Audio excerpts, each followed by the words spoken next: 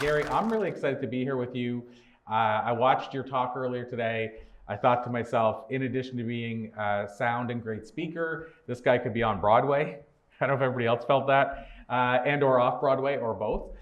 So Gary, where I want to start is, and I know it's a big question, but rather than me try to talk about a bio or anything like that, can you tell us a little bit about where all of that came from? Like, where did you get this knowledge, the experience, the speaking prowess, all these things? What a good question. My goodness, Corey. I started out as a wild child climbing trees and being very acrobatic, gymnastic, wild elf monkey when I was really young.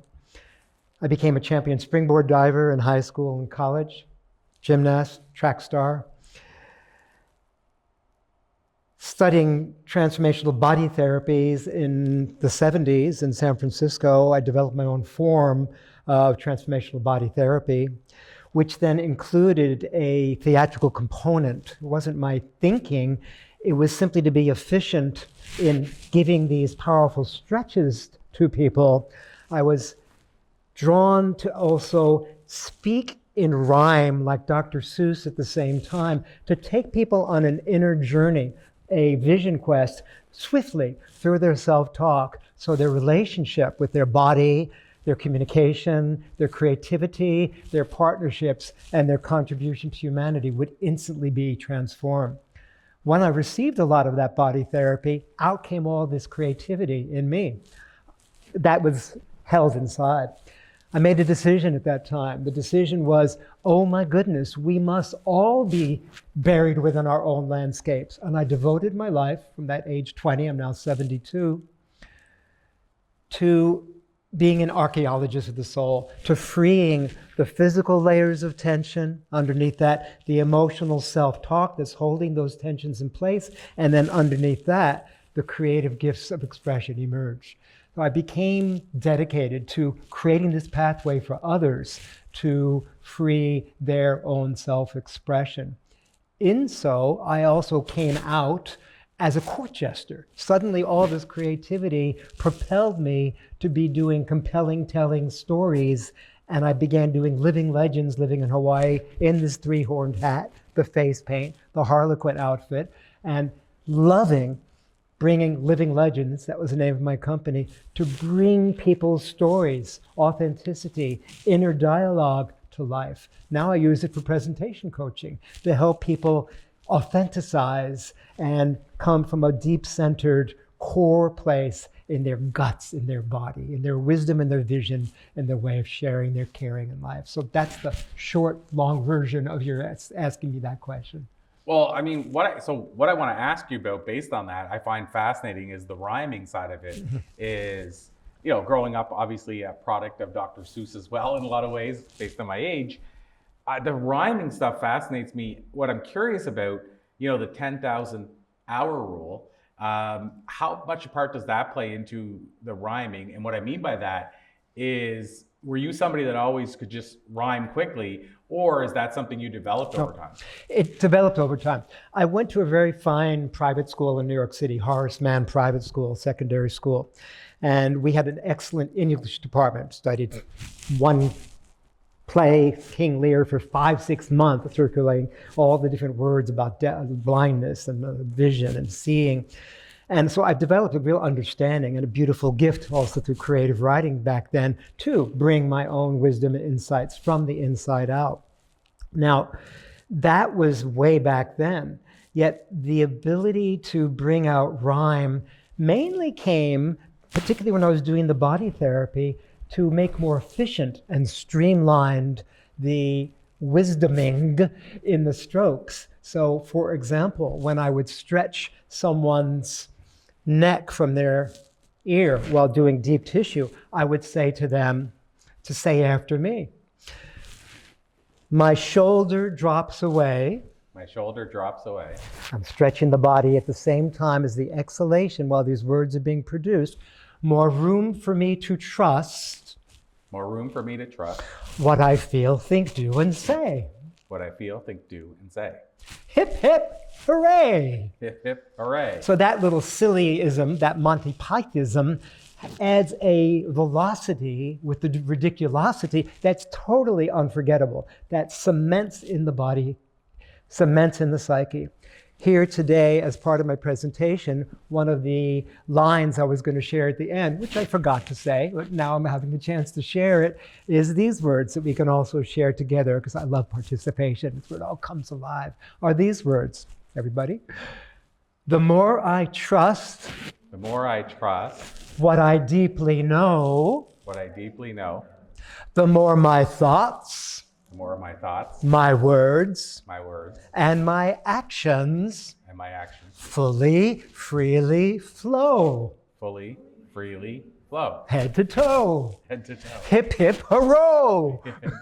Bringing the row, row, row. Your life is what you theme. So I make up these silly constellations of conversations that, frankly, they're not spontaneous. I've said them so many hundreds of times that I'm picking and drawing what comes to me naturally. I see the prophecy of the words, and suddenly I say it, and it evokes a particular awakening of what stored energy, stuck, stubborn energy, has been waiting to be released, that frees a person to be unleashed in their full self-expression. Wow, I mean, it's. I don't know about you guys. This is fascinating to me because I don't know many people that do it or can do it, and it makes me think of in Canada there was a comic. His name, I shouldn't say was. There is a comic. His name is Mike Bullard, and he hosts the longest running late night show. And he was a comic first, stand-up comic first. And one of the things Mike was able to do, which I didn't see anybody else doing, was he could go to an audience and he could say, "You, sir, what do you do for a living?" And they would say, "I'm a fireman," let's say, or a doctor, or what have you. And he could take that and riff with them for like a half hour. Yeah. And it fascinated me because you could have said any answer, right? But what he did was he categorized doctors, lawyers, firemen, whatever, and then he categorized chefs and this and that. And he told me, like, it was all these windows. He had them all categorized. Yeah. So he knew exactly where he was going. So it blew my mind because it seemed so spontaneous, and yet it was not spontaneous at all. Exactly. I thought that was fascinating. Yeah. Often when I'm working with someone, coaching them to be a better presenter, to be more full-bodied in their engagement, their interactive impact, and their effectiveness with their live and recorded presentations on every stage of their life, even that last two sentences, I've said it thousands of times. So I actually see the words and I see a picture of the next scene before it even happens. I see someone who's stuck.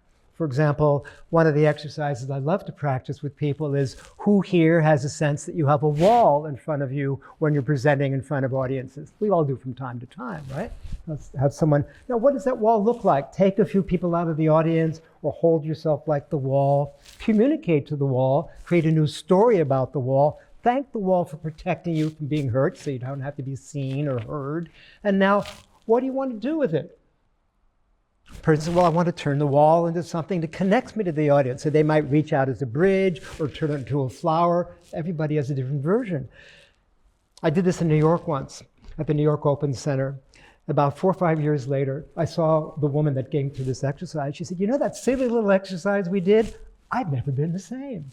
So it's taking these moments of people being stuck within themselves and giving them a chance to ridiculous it, to exaggerate it. That's the double extreme I showed you.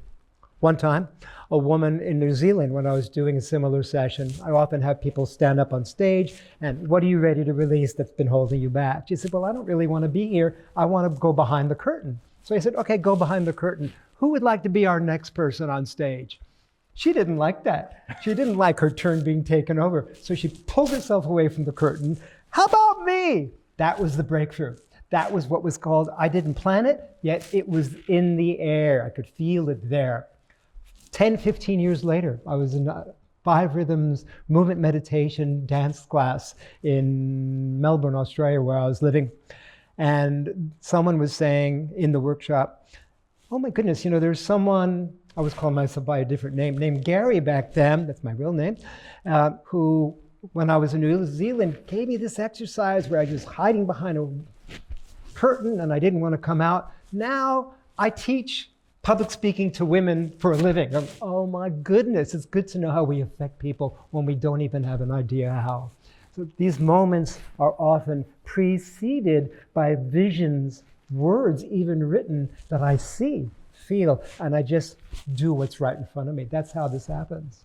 Well, I mean, that's also fascinating to me. And I have to say, when you talked about rhyme and how, like, if we hear a jingle, music jingle for an ad, it's funny how, like, when they say it again years later, if you've heard it a million times when you were younger, and years later they say it and you haven't heard it in years, and you can finish the sentence. So it's really weird. It's a weird scenario. But when you were up here today and speaking, and you kept using the word zone, yes. What kept popping into my head, this is going to sound so weird, especially if you don't know this thing. I think it's a North American thing, but I might be wrong. But it's a car thing called the auto zone. If you guys, so a couple people right here, every time you said zone, I said the auto zone in my head. And it's like a car commercial that's gotten embedded in my head. Just like Safe Light. There's in Canada, it's, what is it, Safe Glass. Here it's Safe Light. And it's the same jingle. And if somebody says Safe Glass Repairs, I go Safe Glass Replaces.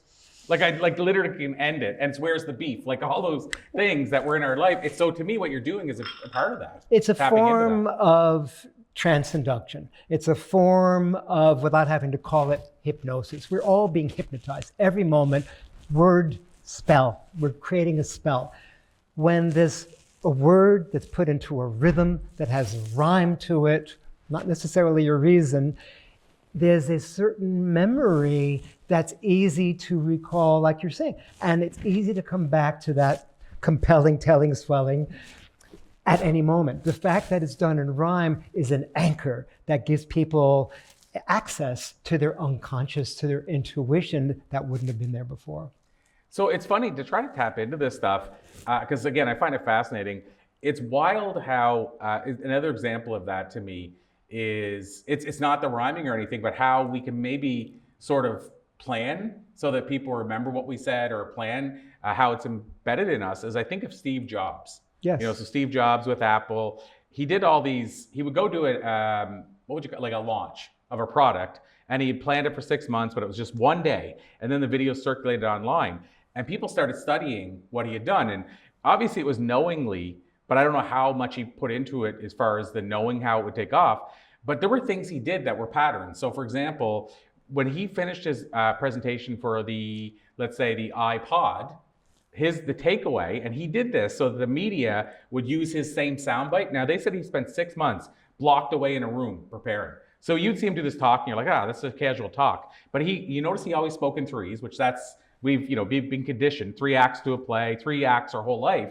So he would speak in threes, he would count it out in his fingers. But he always, when he gave you a tagline for his talk, it was always 5 words. So 1,000 songs in your pocket.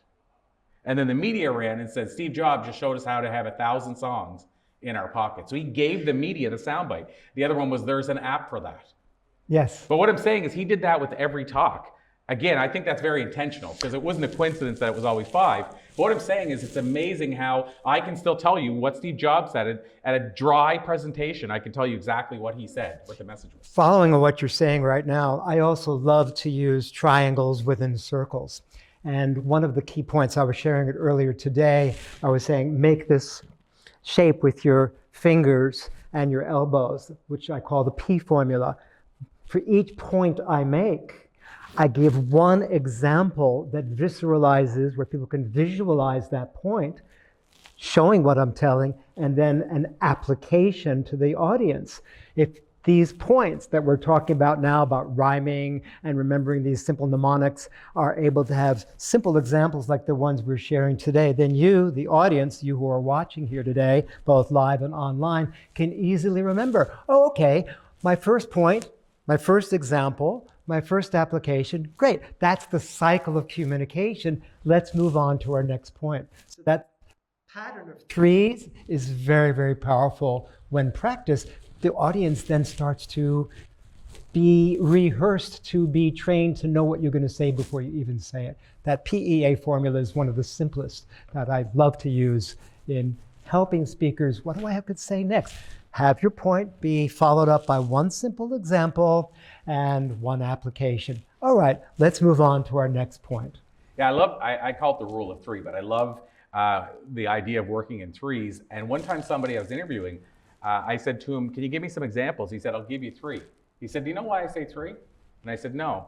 And I just always love this. He said, because there's only 4 numbers in the world. I said, oh, what are those numbers? 1, 2, 3, and far too many. Meaning we're done after 3. That's as long as we listen. So I always love that visual of that. But to go one step further, if we talk about how we can also practically use this, what are your thoughts now on, I interviewed one time Tom Ziegler. I'm sure you're familiar with Zig Ziglar, one of the great speakers. I met him in National Speakers when he was alive, yeah. And so Zig did this talk one time, and the psychologist was in the audience. Mm-hmm. He went up after, he said, Mr. Ziegler, do you know why I think you were the most captivating speaker here today? Yeah. And Ziegler said no, and he said, I think it's because even though you might not realize it, you change up what you're doing every 7 minutes. And this was in the 70s. And he said, we've studied the advertising, whatever is the National Advertising Association, that commercials come on every 7 minutes on TV. So we've been trained to tune out after 7 minutes to go to the commercial, and you're switching it up just before we hit that point, which he didn't know he was doing, which is just, that's how good he was. But the reason I bring this up is, how do you now, because I think you do it really well, how do you make sure you keep our attention so we're not looking at our phone and all that in a world where now they say our attention span is like 8 seconds? I keep putting the points on different placements on the stage. One point here, that point there. When I go back to the first area, you know, you're being trained. Oh, he's going to talk about that point again. So I'm consciously, having spent so many years as a springboard diver, I'm used to navigating through space. So now I'm choreographing the space and consciously planting my points in specific places on the sacred online platform or the physical stage. So you, the audience, you know what I'm going to say, at least the subject area, before I even open my mouth. Well, and you know, I get some of that background from comedy too. When I did stand-up comedy, a lot of people don't realize, but stand-up comics are among the best orators of all time. Like they study their communication like nobody else. Like go and do a 3-minute set and then watch that video for 20 hours trying to tear it apart. What did I do right and wrong? And so one of the things in comedy that's really powerful is a callback. You know, so I showed my wife now, I taught her, and she doesn't like this because I also did a thing with movies that I won't tell you guys and ruin movies for you. But I told her how she can find out who the bad guy is in advance and how it ruins the movie for you.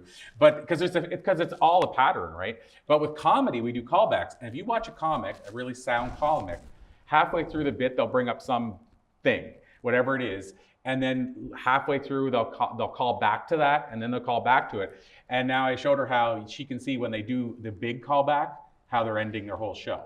So they bring it up maybe halfway through, sometimes at the very beginning, but they call back to it. And I think it's a pattern thing where right away they bring us back to that earlier part, and then they close with it. And another way you can see it, of course, is they grab the mic and they start bringing it over, and they start putting the mic, you know, getting it ready, and they're doing that callback. And she's like, oh, the show's over, isn't it? It makes a lot of sense. I know we just have a couple of minutes left.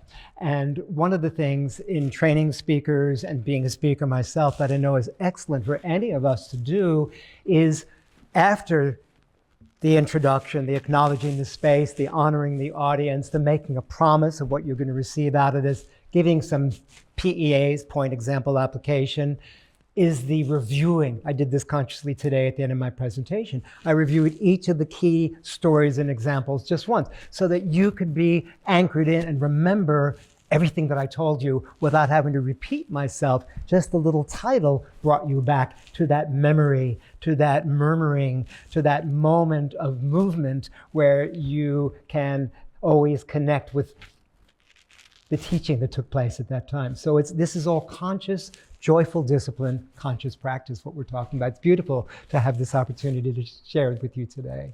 Well, and to me, thank you and so much. And I would say I'm sure it's fascinating for people listening, watching, whether live or online, because they can actually see, I think most of you guys can, how what you're doing is very intentional, like how it's planned, and that's not a bad thing. Like you're actually planting seeds, but it's intentional. So you can see in real time how this stuff can be taught, is what I'm trying to say. That's right. Because a lot of people think you're either a born speaker or you're not, and that couldn't be further from the truth. I'm the living proof of the guy that was covered in sweat, didn't want to be on a stage. You can learn the craft of speaking. And there's certain things I think you naturally develop, but there's other things you can learn. Like, you know, the rule of threes that we talked about. I always say your story should have a hero and a villain. And it doesn't matter if you tell the audience what the hero and villain is, and it doesn't have to be a person. But I believe we want people or things to throw rocks at, and we want people or things to cheer on. So having, like, for example, if you're telling a story about cancer, cancer could be the villain, and how you conquered cancer could be the hero. But I think there's an inherent part of us that loves being able to root for something and also boo something, like the enemy. Yes. It's just like having the good guy, bad guy, right? That makes so much sense. One last thing to say, because I'm quite sure we're near the end here. In this rule of three, I also love the rule of three. Before we were speaking a bit about point, example, application. Another way of looking at this is, instead of just for every point I make, I give one example and one application before moving on to my next point. Watch this. An example is a personal experience that I have. An application is a way that you, the audience, can apply or put into use that example. The principle is the teaching to which connects us all to be able to even have this conversation. So watch this. I, the example, plus you, the application, equals we. I plus you equals we. Duh. It simplifies it all, brings it all together. I love it. So Gary, how can we learn more? If people want to reach out to you, they want to connect with you, they want to learn the craft of communication, whatever that looks like, where would you send them? I would send them to either one of these two websites. The first one is very easy to remember. It's Dr. Gary, DrGary.club. And the other is My Presentation Doctor. You can see I'm spelling it out, .com. And both of those would lead you to endless videos, lots of free content, and ways that you can bring your message to life, bring your voice and message out into the world as you've dreamed possible. It's all visible through those two websites. That's the best way to reach me. I love it. Dr. Gary, thank absolute you. pleasure. Thank you so much. Appreciate you. Thank you, guys.